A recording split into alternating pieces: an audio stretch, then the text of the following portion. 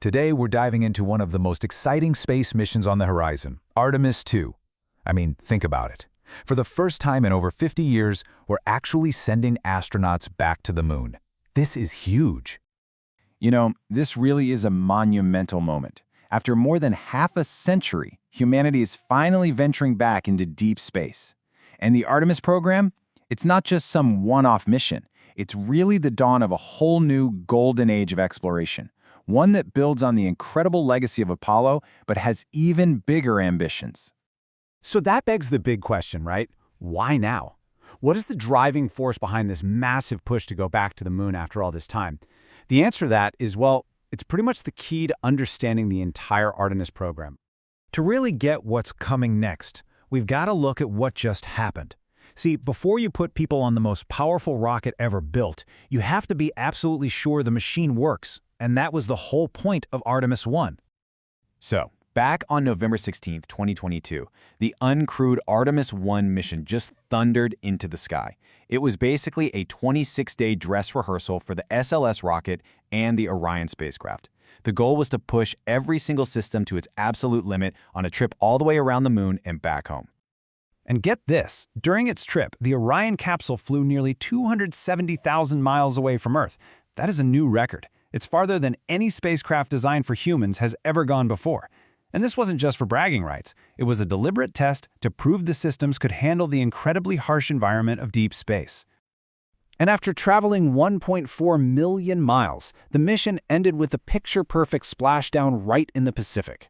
That success was exactly what NASA needed to see. It was the green light they were waiting for to move on to the next, and let's be honest, the much more exciting phase, putting people on board. And that brings us to the main event, Artemis II. This is it. This is the mission where humanity officially makes its return to deep space. And this time, we have a crew.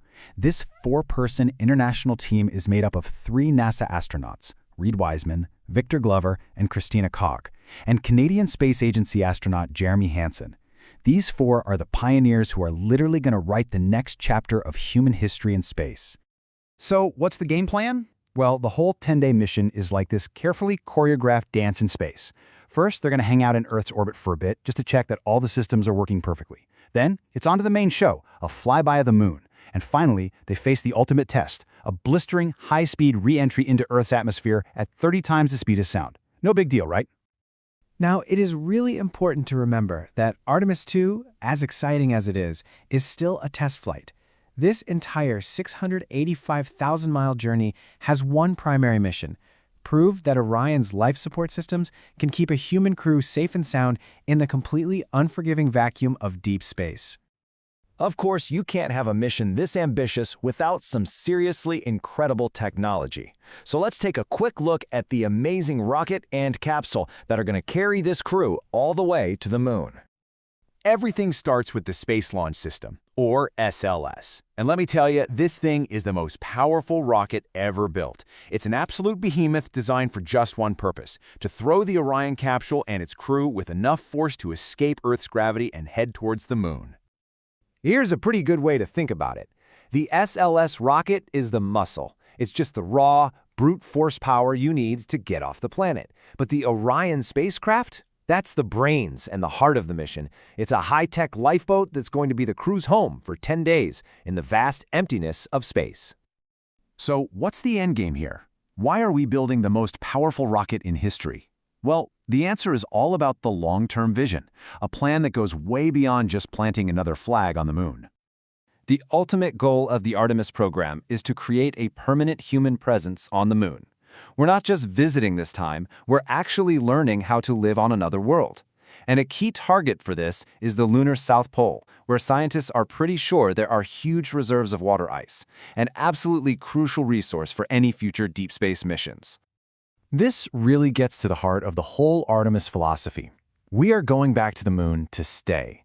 Every single mission is a building block, creating a foundation for a permanent human presence out there in deep space and, paving the way for our eventual journey to Mars and whatever comes after. And that's the key takeaway. The moon isn't the final destination. It's the first step. It's a proving ground. As this quote says so perfectly, everything we build, test, and discover at the moon will teach us how to live and work on another world. It's all just practice as we get ready for that next giant leap, sending the first humans to Mars. The journey to becoming a truly multiplanetary species, well, it's already begun.